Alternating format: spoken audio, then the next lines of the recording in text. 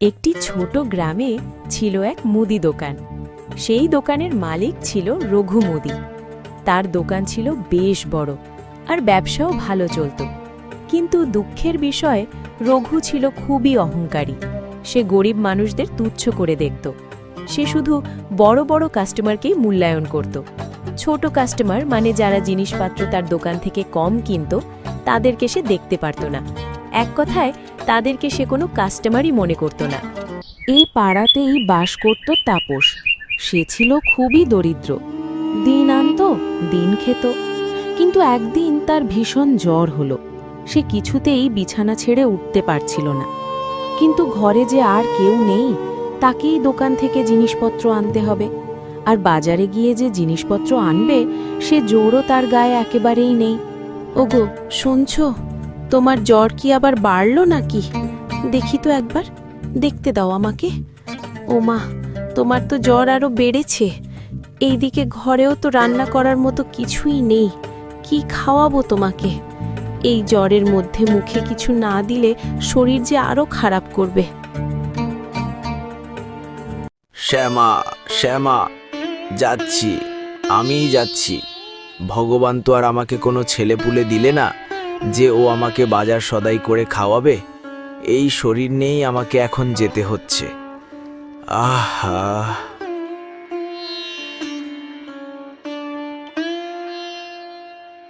তাপস না পেরে এই অসুস্থ শরীরে খুব কষ্ট করে রোদের মধ্যে হেঁটে হেঁটে রঘুর দোকানে গেল কিছু বাকি সদাই কেনার আশায়। বাবু, আমাকে 1 কেজি চাল দেবেন, বাকিতে পরে টাকা দিয়ে দেব। ধুর ধুর, সকাল সকাল আমার মুডটাই নষ্ট করে দিল। সবে মাত্র দোকানটা খুলেছি আর অমনি ভিক্কিরির দল চলে এসেছে বাকি চাইতে। না না, হবে না, যা এখান থেকে যা। বাকি আমি দিব না। চাল চুলো নেই, তোকে আমি কোথায় খুঁজবো বাকি টাকার জন্য? যা, চলে যা, হবে না। বড্ড ভুল করলাম তো। এই তো সুযোগ, ব্যাটা খুবই অভাবে আছে। এই সুযোগে যদি ওর ভিটাখানা আমার নামে লিখিয়ে নিতে পারতাম, উফ, ওইখানটাতে আমার খুব সুন্দর 2 তলা বাড়ি করতে পারতাম। ব্যাটা চলে যাচ্ছে, ডাক দেই, না হয় চলে যাবে। তাপস, শোন, শুনে যা, তোর সাথে কথা আছে। আয় না একবার এইদিকে আয়, তোর ভালোর জন্যই বলছি। বলুন বাবু, কি বলবেন? শোন, বলি কি, তুই আর কদিনেই কষ্টটা করবি? তোর তো কোনো ছেলেপুলেও নাই যে তার জন্য চিন্তাভাবনা করবি। রোজ 1 কেজি করে চাল নিয়ে কি আর সংসার চলে? তুই তোর ভিটেটা আমার নামে লিখে দে। তোকে 1 কেজি নয়, 1 বস্তা চাল দেব, আর নগদ টাকা দেব 5,000। কি বলছেন বাবু? ওই ভিটেটাই আমার একমাত্র সম্বল। হেঁটে বেচে দিলে আমি থাকবো কোথায়? না না, ওই ভিটে আমি বেচব না। প্রয়োজনে না খেয়ে থাকবো, তবুও বেচব না। দে মাক কত, বেচবে না তো কি করবি? না খেয়ে থাকবি, যা থাকবে, আমার কি। যেছে ভালো বুদ্ধি দিলাম তো, তাই কানে ধরল না। যা যা, পরের অর্ধেক দামও পাবি নে, এই বলে দিলুম।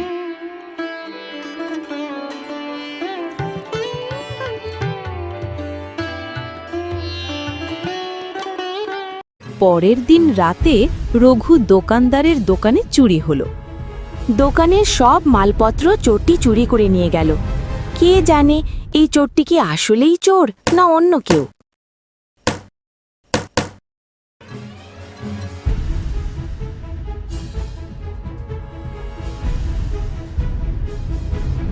সেদিন সকালে রঘুর বাড়িতে সালিশি বসল। কেউ তাপসের কথা শুনলই না। সকলে তাপসকে চোর সাব্যস্ত করল।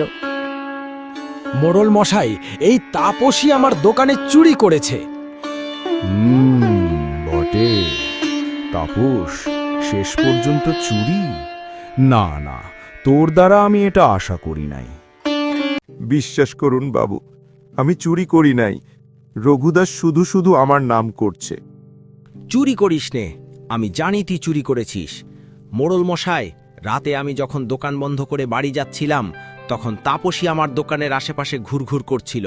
ওকে আচ্ছা মতো ধোলাই দেন, ওকে জুতোর মালা পরিয়ে গ্রাম থেকে বের করে দেন। আপনারা তো সবকিছুই শুনলেন। আমাদের গ্রামে আজ অবধি কোনো চোর জন্মায়নি, কখনো কোনো বাড়িতে চুরিও হয়নি। আজ প্রথম এই চুরির ঘটনা ঘটল, তাই আমি সিদ্ধান্ত নিয়েছি তাপসকে জুতোর মালা পরিয়ে এই গ্রাম থেকে ঘাড় ধাক্কা দিয়ে বের করে দেব। আপনারা কি সবাই কি বলেন? এইভাবে গ্রামের লোকজন না বুঝে তাপসকে গ্রাম থেকে বের করে দিল। কয়েকদিন পর তাপসের লাশ পাওয়া গেল নদীর জলে। পুলিশ বেওয়ারিশ লাশ হিসেবে লাশটিকে মর্গে পাঠালো, কিন্তু গ্রামের লোকজন কেউই এই বিষয় নিয়ে পুলিশে কিছু জানালো না, কারণ তাপসকে তারাই চোর সাব্যস্ত করেছিল। সবাইকে তাহলে জেলে যেতে হবে। কয়েকদিন পরই গ্রামের লোকেরা বুঝতে পারল বড্ড ভুল হয়ে গেছে, যখন দেখল মোড়লের সহায়তায় রঘু তাপসের বাড়ি দখল করে নিল। শোনো তোমরা, আজ থেকে রঘু এই বাড়িতেই থাকবে। তাপস মরার আগে রঘুকে এই বাড়ি লিখে দিয়ে গেছে। এই হলো তার হুইল। যাও যাও, তোমরা সবাই যে যার কাজে যাও, এখানে দাঁড়িয়ে ভিড় বাড়িও না। কই রঘু, তোমার কাজ তো আমি করে দিলাম। দাও দাও, এবার আমারটা দাও। দিচ্ছি দিচ্ছি, এই নেন মোড়ল মশাই, আপনারটা আমি সঙ্গে করেই এনেছি, পুরোটাই আছে। এরপর কেটে গেল পুরো 1টি বছর। গ্রামে অদ্ভুত অদ্ভুত ঘটনা ঘটতে লাগলো। গ্রামের লোকেরা নদীর ঘাটে, রঘুর দোকানের সামনে, গ্রামের পথে যেখানে সেখানে তাপসের আত্মা দেখতে পায়। গ্রামের অনেকেই তাপসকে দেখেছে। একদিন রঘু দোকান থেকে বাড়ি ফিরছিল। গ্রামরে পথে যেতে এক বিশাল গাছের ওপরে রঘু কি যেন দেখতে পেল। রঘু কৌতূহলী হয়ে সেদিকটাতে গেল। মনে হলো গাছের ডালে কি যেন একটা উপুর হয়ে শুয়ে আছে। রঘু ভয়ে ভয়ে জিজ্ঞেস করল, কে কে ওখানে গাছের ওপরে কি করছে? আমি রে, আমি। চিনতে পারছিস না আমাকে? ভালো করে দেখে বলতো আমি কে। ওরে বাবা, এ তো তাপস, মোরে ভূত হয়ে গেছে। ভূত ভূত, আমাকে বাঁচাও, আমাকে বাঁচাও। ওরে বাবা, পালা এখান থেকে, পালা। এবার তো পালিয়ে গেলি, কিন্তু কতদিন পালিয়ে বাঁচবি তুই? আমার মৃত্যুর প্রতিশোধ আমি নিবই। মোড়ল তার ঘরে বসে আছে। এমন সময় একটি 30-35 বছর বয়সী এক মহিলা, হ্যাংলা পাতলা গড়ন, গায়ের রং ফর্সা, চেহারা দেখতে সুন্দর, তড়িঘড়ি করে তার ঘরে ঢুকল। ঘরে ঢুকেই মহিলা কান্না শুরু করে দিল। মোড়ল মশাই, আমাকে বাঁচান, আমাকে বাঁচান, আমার স্বামী আমাকে মেরে ফেললো, আমাকে বাঁচান মোড়ল মশাই। আরে আরে, কি হয়েছে বলবে তো? এসেই কান্না শুরু করে দিলে কেন? বলো আগে, কি হয়েছে? আমার স্বামী মদপ্য, সারা রাত মদ খেয়ে রাতে আমার বাড়িতে এসে আমাকে অনেক মারধর করে। কোনোদিন যেন ও আমাকে মেরে ফেলবে। আমাকে আপনি বাঁচান, আমি এর বিচার চাই। বিচার? আচ্ছা ঠিক আছে, আমি একদিন গিয়ে তোমার স্বামীকে গিয়ে বলে দিয়ে আসবো। কিন্তু কিন্তু বিনিময়ে আমাকেও তুমি এই বুঝতে পারছো না, ডান হাতটা বড্ড বেশি চুল করছে। ও, এই কথা, বুঝেছি বুঝেছি। ও নিয়ে আপনি ভাববেন না, আমি আপনাকে খুশি করিয়ে দেব। আপনি যা চাইবেন তাই দিব। বলেন, আপনি কি চান আমার কাছে? ও, বলছো তাহলে? এই যাওয়া আসায় খরচ আছে না, এটা তো তুমি বুঝোই। আমি হলাম গ্রামের মোড়ল, আমার সাথে কি আর অন্যদের তুলনা হয়? ভেবেচিন্তে তুমি দিয়ে দিও, এতেই আমি খুশি। আচ্ছা ঠিক আছে, তুমি আজ চলে যাও, কালই তোমার বাসায় আমি যাব। পরের দিন সন্ধ্যায় সেই মহিলার বাগির উদ্দেশ্যে মোড়ল রওনা হল। জঙ্গলের ভিতর দিয়ে পথ। কিছু দূর যেতে মোড়ল বুঝতে পারল রাতের বেলায় এখানটাতে আসা তার ভুল হয়ে গেছে। পথ যেন শেষই হচ্ছে না, কিন্তু বুকে সাহস নিয়ে সে টর্চের আলোতে সে এগোতে লাগল। দূর দূর, এ তো ঘন জঙ্গলের ভিতর কেউ থাকে। কখন কোথায় কোন বন্য প্রাণী এসে আমার উপর চড়াও হয় কে জানে। দূর থেকে তার কানে ভেসে এলো নেকড়ে বাঘের ডাক। ভয়ে মোড়লের গায়ে কাঁটা দিয়ে দিল। অনেক ঘন জঙ্গলের মধ্যে দিয়ে হাঁটতে হাঁটতে অবশেষে সে বাড়িটির দেখা পেল। পোড়া বাড়ি, 2 তলা, অনেকটা আগের দিনের জমিদার বাড়ির ধাঁচে তৈরি করা। এখানটাতে প্রায় বহু বছর হয়ে গেল, কেউ থাকে বলে তার জানা নেই। না না, এত রাতে এই বাড়িতে যাওয়া যাবে না, কাল সকালে দরকার হলে আবার আসব। মরল ঘুরে বাড়ির দিকে রওনা দিতেই পেছন থেকে ডাক পড়ল, মোড়ল মশাই, ও মোড়ল মশাই, চলে যাচ্ছেন কেন? এসেছেন যখন তাহলে ভিতরে আসুন।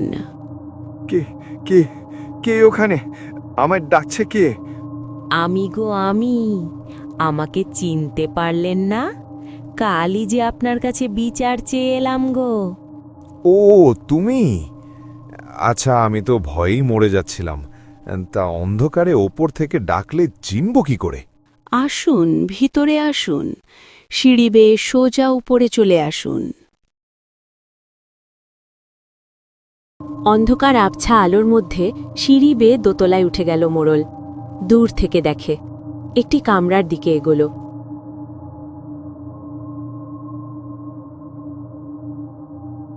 বসুন মোড়ল মশাই, এখানটাতে বসুন। বসছি বসছি। কই তোমার স্বামী কোথায়? তাকে ডাকো। আমার স্বামী আসবে, একটু বসুন, শীঘ্রই চলে আসবে। এতক্ষণ উত্তেজনায় মোড়ল মশাই খেয়াল করে নাই। এবার চোখ ঘুরিয়ে ঘুরিয়ে মোড়ল মশাই কামরাটি দেখতে লাগল। দেওয়ালে ভাঙা ভাঙা ইট বেরিয়ে আছে, শ্যাওলা পড়ে দেয়ালগুলো সবুজ হয়ে আছে। এদিক সেদিক গুল্ম লতা পাতা গজিয়ে আছে। দেয়ালগুলোর প্লাস্টার এমনভাবে উঠে গেছে যেন দুর্ভিক্ষের মাঝে কোনো মোটা তাজা ষাঁড় না খেতে পেয়ে কঙ্কালসার দেহে মারা গেছে। ঘরের এক কোণ থেকে 2টো চকচকে লাইটের আলো যেন এদিকে চেয়ে আছে। কি যেন একটা নড়ে উঠল, লাল লাল চোখ। অন্ধকারে দেখে বোঝা যাচ্ছে না এটা কি। ভালো করে কিছুক্ষণ তাকিয়ে থাকতেই সে বুঝতে পারল এটা একটা নেকড়ে বাঘ। ওমা, এটা কি? এটা আমি কি দেখলাম?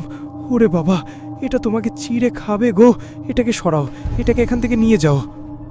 মোড়ল তড়িঘড়ি করে ছুট লাগালো, কিন্তু হাত দিয়ে ইশারা করতেই নেকড়েটি মোড়লের উপর ঝাঁপিয়ে পড়ল। মোড়ল মাটিতে পড়ে আর্তনাদ করছে। নেকড়ে তার পা কামড়ে ধরে রেখেছে। বাইরে থেকে ভেতরে ঢুকল ভয়ঙ্কর পচা গলা উৎকট গন্ধ নিয়ে বিভৎস চেহারার তাপস।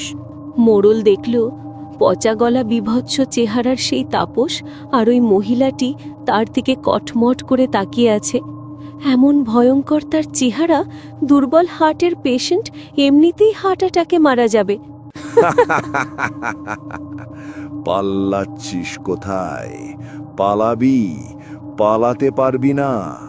প্রতিশোধ, প্রতিশোধ, মৃত্যুর প্রতিশোধ।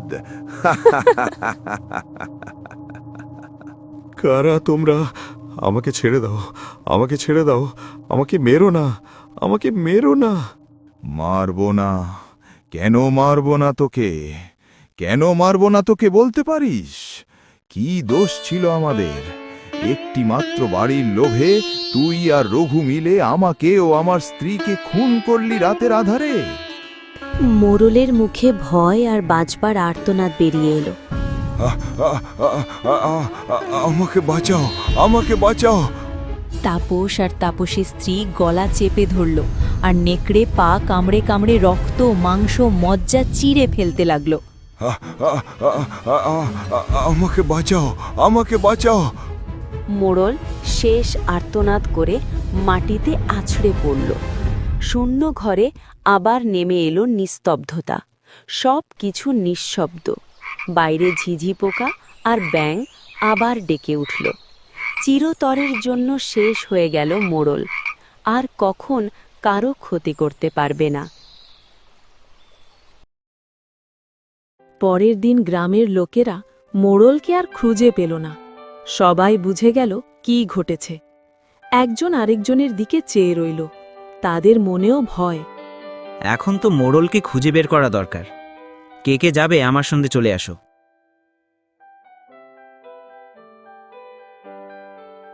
কয়েকজন গ্রামবাসী মোড়লকে খুঁজতে বের হল। খুঁজতে খুঁজতে ওই পোড়া বাড়িতে এসে দেখতে পেল মোড়লের ক্ষতবিক্ষত লাশ মাটিতে উপুড় হয়ে পড়ে আছে। পচা উৎকট দুর্গন্ধ বের হচ্ছে। রঘু মোড়লের এই অবস্থা দেখে ভয়ে সিদিয়ে গেল। এই এই শোনো না, মানে বলছিলাম কি, মোড়লের লাশ তো পাওয়া গেল, তা তোমরা সৎকারের কাজটা সেরে ফেল। আমার একটা জরুরি কাজ আছে, বুঝলে? কাজটা চটপট সেরেই আবার চলে আসছি। এই আসবো আর যাব। রঘু তৎক্ষণাৎ সেখান থেকে বাসায় চলে গেল।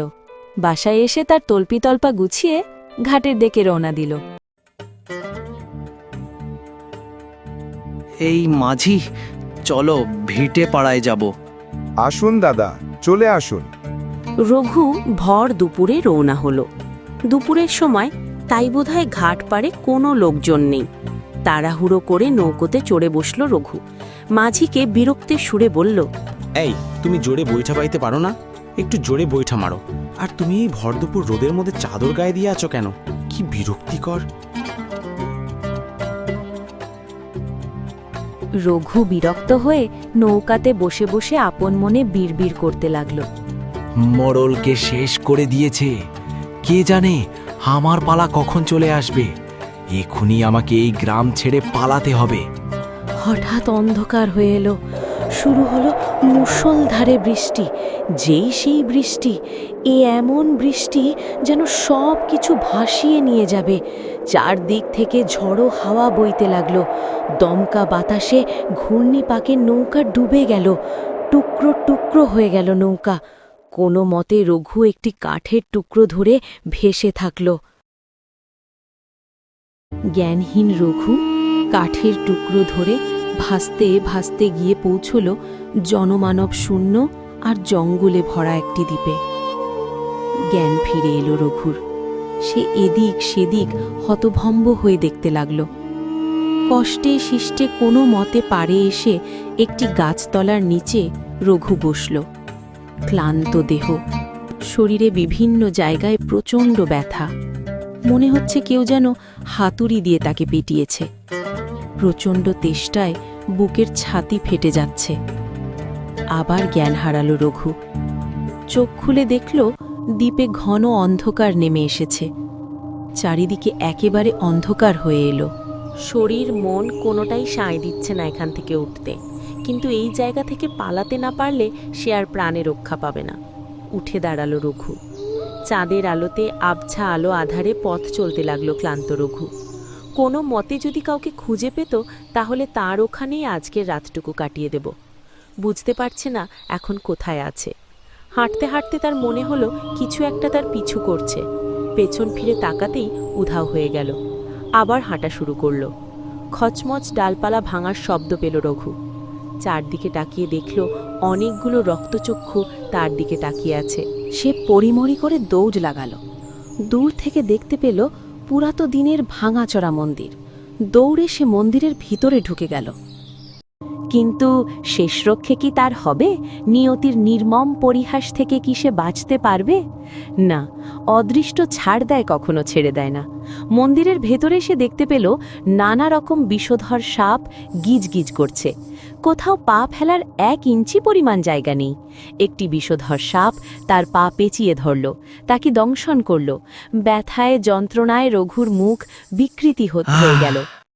বাঁচাও, বাঁচাও, ও জ্বলে গেল গো, পুড়ে গেল। ব্যথা, ভীষণ ব্যথা। আমাকে সাপে কামড়েছে। আমাকে বাঁচাও। সে ল্যাংড়াতে ল্যাংড়াতে বাইরে বেরিয়ে এলো। সে জানে না বাইরে তার জন্য কি অপেক্ষা করছে। এখানেও তাপস তাড়িয়ে তাড়িয়ে নিয়ে তাপসই নিয়ে এসেছে এই জনমানব শূন্য দ্বীপে। তাপসকে দেখেই রঘুর পিলে চমকে গেল। সে কাকুতি মিনতি করতে লাগলো। আমাকে ছেড়ে দাও, আমার ভুল হয়ে গেছে। আমি আর এমনটি কখনোই করব না। না না, তোকে তোর পাপের শাস্তি পেতেই হবে। নেকড়ে তার পা কামড়ে ধরে টেনে হিচুড়ে তাপসের সামনে নিয়ে এসে ফেলল। তাপস তাপস আমাকে ছেড়ে দাও, আমি আর কখনো এমন খারাপ কাজ করব না, আমাকে ছেড়ে দাও, এবারের মতো আমাকে বাঁচতে দাও। 2 হাত জোর করে তাপসের কাছে ক্ষমা ভিক্ষে চাইল রঘু, কিন্তু না, ক্ষমা করল না রঘু, কারণ এ যে ক্ষমার অযোগ্য অপরাধ, পাপের শাস্তি তাকে পেতেই হবে। তাপস তার গলা চেপে ধরল। এইভাবেই তো তুই আমাকে গলা চেপে হত্যা করেছিলি, আমার বাড়িটা দখল করার জন্য। আমাকে, আমার স্ত্রীকে নির্মমভাবে গলা চেপে হত্যা করলি, পিশাচ রূপের জানোয়ার তুই। আজ আমি মরে গিয়ে যে পিশাচ হয়েছি, তার চেয়েও ভয়ঙ্কর পিশাচ ছিলি তুই বেঁচে থেকে। গ্রামের প্রধান আর তুই মিলে গ্রামের মানুষদের ওপর অনেক অত্যাচার করেছিস, তাদের বাড়ি ঘর তোদের নামে লিখিয়ে নিয়েছিস, হত্যা করেছিস তাদেরকে। আজ তোর নিস্তার নেই, তোকে আমি মারবই। কুকুর নেকড়ে তোর লাশ ছিঁড়ে খুঁড়ে খাবে।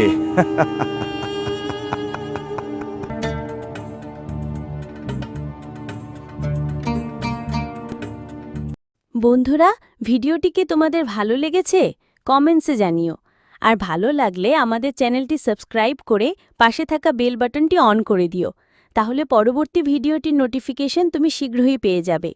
ভিডিওতে সেরা কমেন্টসগুলো আমরা নাম সহ চ্যানেলের শুরুতেই প্রকাশ করব, তাই বেশি বেশি কমেন্টস করো। ধন্যবাদ।